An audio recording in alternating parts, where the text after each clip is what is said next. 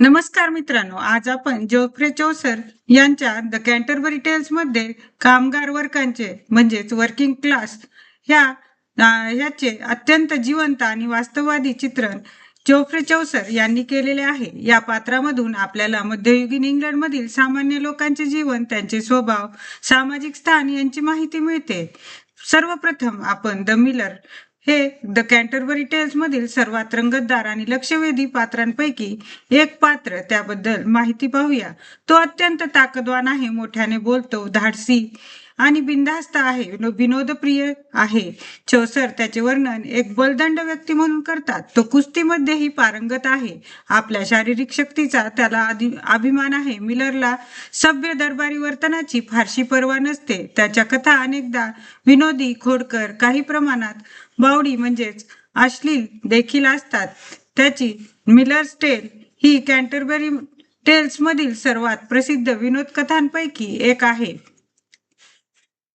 पुढील पात्र आहे द रिव. रिव हा एक मोठ्या इस्टेटचा व्यवस्थापक आहे. तो वृद्ध आहे, अत्यंत चतुर आहे, हिशोबी आहे, लोकांवर नियंत्रण ठेवण्यात तो कुशल आहे. त्याच्या मालकाच्या मालमत्तेची, आर्थिक व्यवहाराची संपूर्ण माहिती त्याला असते. चौसर सांगतात की त्याच्या हाताखाली काम करणारे लोक त्याला घाबरतात, कारण तो त्यांच्या चुका ह्या लगेच ओळखतो. रिव हा अनुभव, शिस्त, व्यवस्थापन कौशल्याचे प्रतीक आहे, मात्र त्याच्या व्यक्तिमत्वात थोडी कठोरता आणि कपटही दिसून येतो. पुढे आहे द कुक. द कुक हा व्यावसायिक स्वयंपाकी आहे. त्याची सर्वात मोठी विशेषता म्हणजे त्याचे उत्कृष्ट पाककौशल्य. तो स्वादिष्ट पदार्थ बनवतो, विविध प्रकारचे मांसाहारी, शाकाहारी पदार्थ बनवतो. आपल्या व्यवसायात तो अत्यंत कुशल आहे, परंतु चौसर त्याचे वर्णन करताना एक उपरोधात्मक तपशील देखील देतात. कुक हा त्याच्या पायावर एक जखम आहे असल्याने ते नमूद करतात, त्यामुळे त्याचे व्यक्तिमत्व काहीसे अप्रिय वाटते. पुढे आहे द शिपमॅन. शिपमॅन म्हणजेच नाविक, सेलर. तो समुद्री प्रवासाचा अनुभव आहे. अनेक देशात त्याने भेट दिलेली आहे. कठीण परिस्थितीत काम करण्यास तो सक्षम आहे. त्याचे जीवन समुद्रावर गेलेले असल्यामुळे त्याचा स्वभाव कठोर आणि राकट झालेला आहे. चौसर सूचित करतात की त्याचे नैतिक चारित्र्य पूर्णपणे निष्कलंक नाही. तो कधी कधी नियम तोडतो, फायद्यासाठी कठोर नियम घेतो. त्यामुळे शिपमॅन हा मध्ययुगीन समुद्री व्यापाराच्या कठीण आणि धोकादायक जगाचे प्रतिनिधित्व करतो. पुढे आहे द फ्लोमॅन. फ्लोमॅन हे द कॅन्टरबरी टेल्स मधील सर्वात आदर्श पात्रांपैकी एक आहे. तो प्रामाणिक आहे, कष्टाळू आहे, दयाळू आहे, श्रद्धावान ख्रिश्चन आहे. तो पेअर्सनचा भाऊ आहे आणि सामान्य शेतकरी वर्गाचे प्रतिनिधित्व करतो. फ्लोमॅन गरजू लोकांना मदत करतो, त्याबद्दल कोणतेही अपेक्षा तो ठेवत नाही. तो प्रामाणिकपणे मेहनत करतो, आपल्या धार्मिक कर्तव्याचे पालन करतो. चौसर त्याला आदर्श कामगार, आदर्श ख्रिश्चन म्हणून त्यांनी त्याला सादर केलेले आहे. आता आपण द नाईट्स टेलचे सविस्तर स्पष्टीकरण पाहणार आहोत. द नाईट्स टेल ही कॅन्टरबरी टेल्स मधील पहिली सर्वात प्रतिष्ठित कथा आहे. ही कथा नाईट या पात्राने सांगितली आहे, त्यामुळे या कथेचा सूर अत्यंत गंभीर, सन्माननीय, उदात्त आहे. ही कथा प्राचीन ग्रीसमधील थेब्स शहराच्या पार्श्वभूमीवर घडते. कथेची सुरुवात ड्यूक थिसस यांच्यापासून होते. थिसस हे अथेन्सचे पराक्रमी शासक आहे. थेब्स विरुद्धच्या युद्धामध्ये ते दोन चुलत भाऊ पॅलामॉन आणि आर्सिट यांना कैद करतात. हे दोघे अनेक वर्ष तुरुंगात राहतात. एके दिवशी तुरुंगाच्या खिडकीतून त्यांना इमिली ही सुंदर कुलीन युवती दिसते. इमिली ही ड्यूक थिसस यांची पत्नी हिप्पोलिटाची बहीण आहे. इमिलीला पाहताच पॅलामॉन आणि आर्सिट हे दोघेही तिच्या प्रेमात पडतात. यापासून कथेचा मुख्य संघर्ष सुरू होतो. दोघेही एकमेकांवर प्रेमाचा अधिकार सांगू लागतात.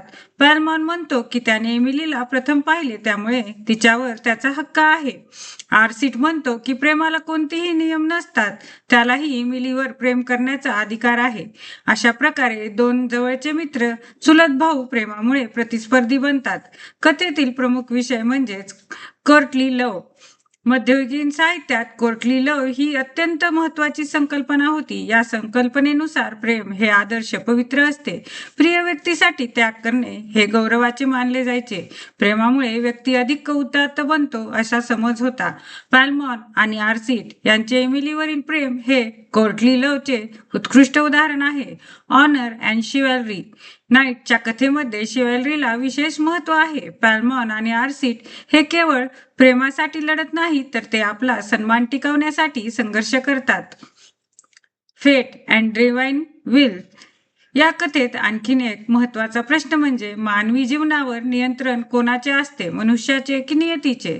कथेतील पात्रे अनेक योजना आखतात, परंतु शेवटी घटनांचा परिणाम नियतीनुसार घडतो. यावरून चौसर असा संदेश देतात की मानवी प्रयत्न महत्वाचे असले तरी अंतिम निर्णय अनेकदा ईश्वरी इच्छेवर, नियतीवर अवलंबून असतो. Fortune versus free will he कथा फॉर्च्यून आणि फ्री विल यांच्यातील संघर्ष देखील दाखवते. पॅलमॉन, आर्सीट स्वतःचे निर्णय घेतात, ते इमलीसाठी संघर्ष करतात, परंतु शेवटी त्यांच्या आयुष्याचा निर्णय त्यांच्या हातात राहत नाही.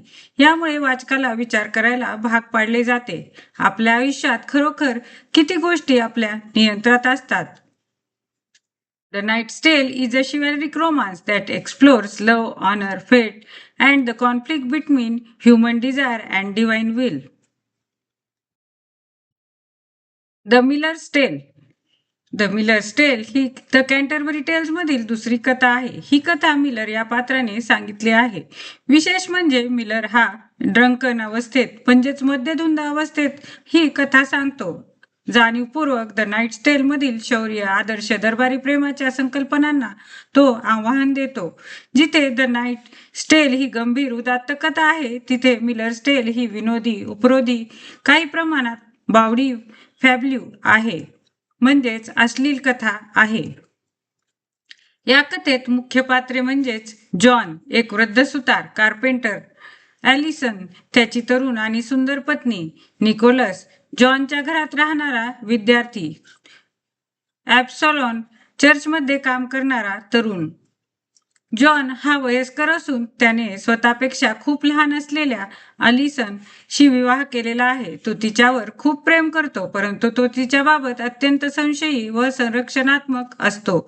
निकोलस हा हुशार आणि खोडकर विद्यार्थी आहे. तो ॲलिसनच्या प्रेमात पडतो. दोघे मिळून जॉनला फसवण्याचा कट रचतात. निकोलस जॉनला सांगतो की देव पुन्हा एकदा महाप्रलय, सेकंड फ्लड आणणार आहे. तो जॉनला विश्वास बसवते की सर्वांनी छतावर टांगलेल्या मोठ्या टबमध्ये बसून स्वतःचा जीव वाचवावा. भोळा जॉन त्याच्यावर विश्वास ठेवतो. रात्री टबमध्ये बसून झोपतो. दरम्यान निकोलस आणि ॲलिसन घरात एकत्र वेळ घालवतात. कथेत आणखीन एक पात्र ॲब्सॉलॉन हे आहे. तो देखील ॲलिसनवर प्रेम करतो. एका प्रसंगात तो रात्री ॲलिसनला चुंबन घेण्याचा प्रयत्न करतो, मात्र विनोदी पद्धतीने त्याची फसवणूक होते. नंतर ॲब्सॉलॉन सूड घेण्यासाठी गरम लोखंड म्हणजेच हॉट आयर्न घेऊन परत येतो. निकोलस जखमी होतो. जॉन घाबरून छतावरील टबामध्ये खाली पडतो. संपूर्ण परिस्थिती हास्यास्पद बनते. यातील प्रमुख विषय म्हणजेच ट्रिकरी अँड डिसेप्शन. ही कथा पूर्णपणे फसवणुकीवर आधारित आहे. निकोलस जॉनला फसवतो. ॲलिसन आपल्या पतीशी अप्रामाणिक आहे. ॲब्सॉलॉनची फसवणूक होते. चौसर या माध्यमातून मानवी स्वभावातील कपट, मूर्खपणावर प्रकाश टाकतात. बावडी कॉमेडी, अश्लील विनोद. मिलर्स टेल ही एक फॅब्युली आहे. कथेतील प्रमुख विषय ट्रिकरी अँड डिसेप्शन, फसवणूक आणि कपट. ही कथा पूर्णपणे फसवणुकीवर आधारित आहे. निकोलस जॉनला फसवतो. ॲलिसन आपल्या पतीशी अप्रामाणिक आहे. ॲब्सॉलॉनची ही फसवणूक होते. चौसर या माध्यमातून मानवी स्वभावातील कपट, मूर्खपणावर प्रकाश टाकतात. ही एक बावडी कॉमेडी आहे, म्हणजेच अश्लील विनोदी कॉमेडी आहे. मिलर्स टेल ही एक फॅब्ल्यू आहे. फॅब्ल्यू म्हणजेच सामान्य लोकांच्या जीवनावर आधारित विनोद, अनेकदा अश्लील स्वरूपाची ही कथा आहे. या कथेत विनोद हा शारीरिक, परिस्थितीजन्य व उपरोधिक आहे. तसेच ही क्लास सेटायर म्हणजेच सामाजिक उपरोध. ही कथा द नाईट्स टेलला जाणीवपूर्वक विरोध करते. The wife of Bath's tale याचे सविस्तर स्पष्टीकरण आता आपण पाहणार आहोत. The wife of Bath's tale ही द कॅन्टरबरी टेल्स मधील सर्वात महत्वाची चर्चिला जाणाऱ्या कथांपैकी एक आहे. ही कथा विशेषतः स्त्रियांचे स्थान, विवाह, सत्ता, स्वातंत्र्य याविषयी बोलते. वाईफ ऑफ बॅथ ही स्वतः अत्यंत आत्मविश्वासपूर्ण, स्पष्ट व्यक्ती, अनुभवी स्त्री आहे. तिचे 5 वेळा विवाह झालेले आहेत. ती प्रेम व विवाहाबद्दल अत्यंत अधिकारवाणीने बोलते. मध्ययुगीन काळात स्त्रियांना असा स्पष्ट आणि स्वतंत्र आवाज क्वचित दिला जात असे. त्यामुळे हे पात्र साहित्याच्या इतिहासात विशेष महत्त्वाचे मानले जाते. कथेतील मध्यवर्ती प्रश्न या म्हणजेच what do women most desire, स्त्रियांना सर्वात जास्त काय हवे असते, हा प्रश्न संपूर्ण कथेचा केंद्रबिंदू आहे. कथेचा मुख्य पात्र नाईट आहे. एके दिवशी तो गंभीर अपराध करतो. त्याच्या शिक्षेसाठी राणी त्याला एक संधी देते. ती त्याला 1 वर्ष 1 दिवसाचा वेळ देते आणि सांगते की जा आणि शोधून काढ की स्त्रियांना सर्वात जास्त काय हवे असते. नाईट संपूर्ण राज्यभर फिरतो. अनेक स्त्रियांना प्रश्न विचारतो. त्याला विविध उत्तरे मिळतात. संपत्ती, सौंदर्य, प्रेम, सन्मान, स्वातंत्र्य, सुरक्षितता, परंतु त्याला एकही निश्चित उत्तर मिळत नाही. शेवटी त्याला जंगलात एक वृद्ध स्त्री भेटते. ती त्याला योग्य उत्तर सांगण्याचे वचन देते, पण त्याबद्दल एक अट ठेवते. नाईटने तिची एक इच्छा पूर्ण करायची असते. नाईट तिची अट मान्य करतो. ती त्याला योग्य उत्तर देते. Women desire sovereignty over their husbands and their own lives. स्त्रियांना आपल्या पतीवर, स्वतःच्या आयुष्यावर अधिकार हवा असतो. नाईटने हे उत्तर राणीसमोर सांगितले आणि त्याचे प्राण वाचतात. सोव्हरेनिटी म्हणजेच सार्वभौमत्व, स्वायत्तता या कथेतील सर्वात महत्वाची संकल्पना आहे. स्वतःचे निर्णय घेण्याचा अधिकार, विवाहामध्ये समान स्थान, स्वतःच्या आयुष्यावर नियंत्रण, स्वतंत्र अस्तित्व, हे यांच्या स्त्रियांना केवळ प्रेम किंवा संपत्ती नको असते, तर त्यांना सन्मान, स्वातंत्र्यही हवे असते. कथेतील उपरोध असा आहे की उत्तर दिल्यानंतर ती वृद्ध स्त्री नाईटकडून लग्नाची मागणी करते. नाईट अनिच्छेने तिच्याशी विवाह करतो. लग्नानंतर ती त्याला 2 पर्याय देते. ती वृद्ध आणि प्रामाणिक राहील किंवा ती तरुण सुंदर होईल पण कदाचित विश्वासू राहणार नाही. नाईट म्हणतो, तुझा निर्णय तूच घे. हे ऐकताच ती आनंदी होते, कारण प्रथमच नाईटने तिला निर्णय घेण्याचा अधिकार दिलेला असतो. त्यामुळे ती सुंदर बनते, तरुण बनते आणि विश्वासू पत्नीही बनते. यातील प्रमुख विषय म्हणजेच फिमेल एजन्सी. ही कथा स्त्रियांना स्वतःचे निर्णय घेण्याचा अधिकार असल्याचे अधोरेखित करते. पॉवर अँड मॅरेज, चौसर विवाहामध्ये सत्ता कोणाकडे असावी हा महत्वाचा प्रश्न उपस्थित करतात. जेंडर इक्वॅलिटी ही कथा मध्ययुगीन पितृसत्ताक पेट्रार्कियल समाजाला प्रत्यक्षपणे आव्हान देते. ट्रान्सफॉर्मेशन, नाईटच्या विचारांमध्ये आणि त्याच्या स्त्रीकडे पाहण्याच्या दृष्टिकोनामध्ये परिवर्तन घडते. Medieval gender studies, the wife of Bath ही कथा आजच्या काळात मेंडिवल जेंडर स्टडीज आणि फेमिनिस्ट क्रिटिसिझम साठी अत्यंत महत्वाची आहे, कारण ती स्त्रियांच्या आवाजाला महत्त्व देते, पितृसत्ताक व्यवस्थेवर प्रश्न विचारते, स्त्रियांच्या स्वायत्ततेचे समर्थन करते, विवाहातील सत्ता संबंधाचे विश्लेषण करते. अनेक अभ्यासक वाईफ ऑफ बॅथला मध्ययुगीन साहित्यातील पहिल्या स्त्रीवादी पात्रांपैकी एक मानतात. The partner's tale. The partner's tale ही द कॅन्टरबरी टेल मधील सर्वात प्रसिद्ध मॉरल कथांपैकी एक आहे. ही कथा पार्टनर या पात्राने सांगितली आहे. विशेष म्हणजे ही कथा जितकी महत्वाची आहे तितकेच महत्व तिचा कथाकार देखील आहे. पार्टनर हा स्वतः अत्यंत लोभी, भ्रष्ट ढोंगी आहे. तो लोकांना खोट्या धार्मिक वस्तू, फेक रिलिक्स विकून पैसे कमवतो, परंतु इतरांना लोभापासून दूर राहण्याचा उपदेश करतो. ही कथा 3 तरुण उन्मत्त मित्रांपासून सुरू होते. एक दिवशी त्यांच्या एका मित्राच्या मृत्यूची बातमी समजते. त्यांचा मृत्यू प्लेग मुळे झालेला असतो. ते संतापाने म्हणतात, आपण डेथला शोधून मारून टाकू. मग ते तिघेही डेथला शोधण्यासाठी निघतात. रस्त्यात त्यांना एक वृद्ध मनुष्य भेटतो. तो त्यांना सांगतो की डेथ त्यांना एका झाडाखाली सापडेल. ते तिघेही त्या झाडाजवळ जातात, पण तेथे त्यांना डेथऐवजी सोन्याच्या नाण्यांचा एक मोठा खजिना सापडतो. सुरुवातीला ते आनंदी होतात, मात्र काही वेळातच त्यांच्या मनात लोभ निर्माण होतो. लोभाचा परिणाम ते तिघेही विचार करू लागतात की हे सर्व सोने मला एकट्यालाच मिळाले तर. यामुळे 2 मित्र तिसऱ्या मित्राला मारण्याचा कट रचतात. तिसरा मित्र बाजारात जाऊन दारूमध्ये विष मिसळतो, जेणेकरून उरलेले दोघे मरतात. दोन मित्र तिसऱ्याला मारून टाकतात. त्यानंतर ते विषारी दारू पितात. काही वेळाने ते दोघेही मरतात. अशा प्रकारे लोभामुळे त्या सर्वांचा अंत होतो. शेवटी त्यांना शोधण्यासाठी जे शोधण्यासाठी ते त्या झाडाखाली आले होते त्यांना ती डेथ मिळते. या कथेचा प्रसिद्ध संदेश आहे की radix greed is the root of all evil. लोभ हे सर्व वाईट गोष्टींचे मूळ आहे.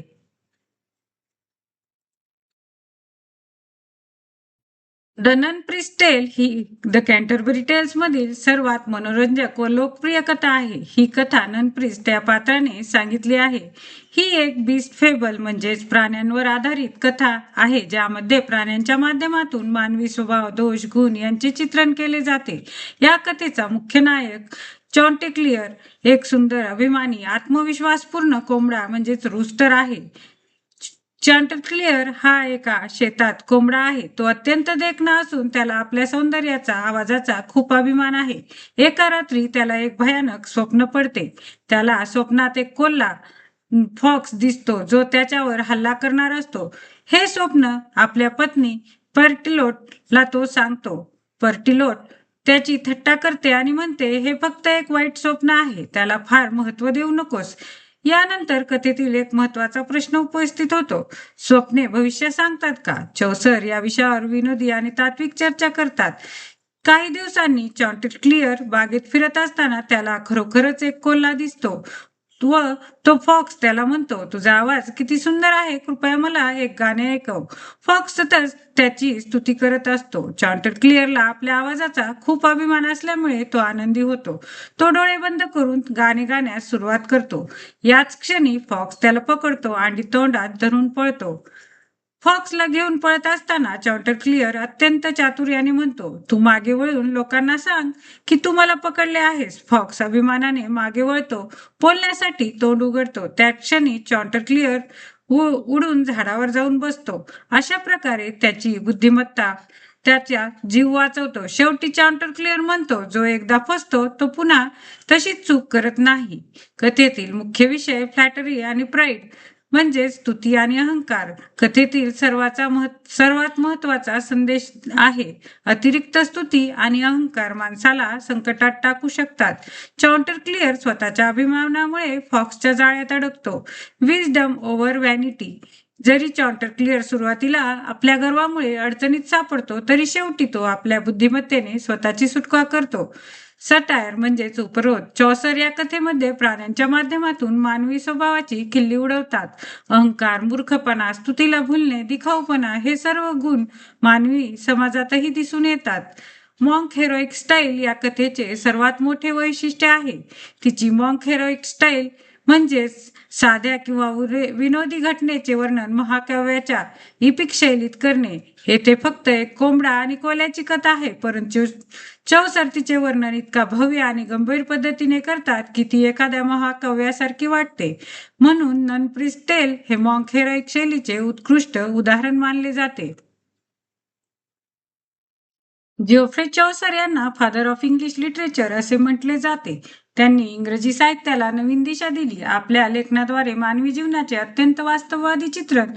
चौसर यांच्या साहित्यातील योगदानामुळे इंग्रजी भाषेला, कवितेला नवे स्थान प्राप्त झाले. त्यांच्या लेखनाची काही महत्वाची वैशिष्ट्ये म्हणजेच रिअलिस्टिक आणि सायकोलॉजिकल कॉम्प्लेक्स कॅरेक्टर्स. चौसर त्यांच्या आजच्या काळातील लोकांसारखीच वाटतात. म्हणून अनेक अभ्यासक म्हणतात की चौसर यांच्या पात्रामध्ये आधुनिकतेची झलक दिसते. ह्युमर, आयरनी अँड सोशल सटायर.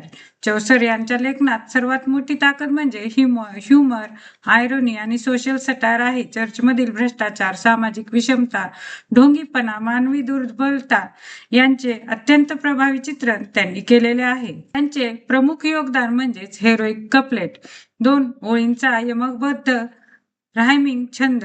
चौसर यांनी याचा प्रभावी वापर करून इंग्रजी कवितेला नवीन स्वरूप दिले. आयम्बिक पेंटामीटर हा इंग्रजी कवितेतील सर्वात महत्वाचा छंद मानला जातो. प्रत्येक ओळीत 10 अक्षरे, 5 आयम्बिक फीट. नंतरच्या काळात विलियम शेक्सपियर आणि जॉन मिल्टन यांनीही या छंदाचा वापर केला. म्हणून चौसर यांना आधुनिक इंग्रजी कवितेचे जनक मानले जाते. फ्रेम नॅरेटिव्ह टेक्निक हे सर्वात मोठे वैशिष्ट्य म्हणजेच एक मुख्य कथेमध्ये अनेक उपकथा त्यांनी सांगितल्या आहेत. Human condition. चौसर यांच्या साहित्याचे सर्वात मोठे यश म्हणजे त्यांनी मानवी स्वभावाचे अचूक चित्रण याच्यामध्ये केलेले आहे.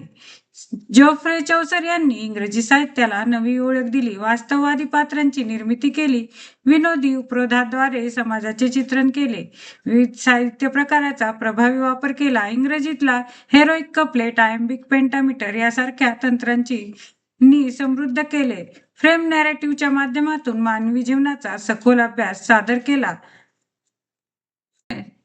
चौसर यांनी इंग्रजी भाषेचा वापर करून सिद्ध केले की इंग्रजी ही देखील प्रभावी उच्च दर्जाची साहित्य निर्माण करण्यास सक्षम भाषा आहे. Geoffrey Chaucer transformed English into a respected literary language and laid the foundation for modern English poetry and narrative tradition. त्यांच्या या योगदानामुळेच त्यांना फादर ऑफ इंग्लिश पोएट्री असे म्हटले जाते. जर तुम्हाला हा व्हिडिओ उपयुक्त वाटला असेल तर व्हिडिओला लाईक करा, चॅनल सबस्क्राईब करा आणि MH सेट नेटच्या तयारीसाठी आमच्या चॅनल सोबत जोडलेले रहा. धन्यवाद.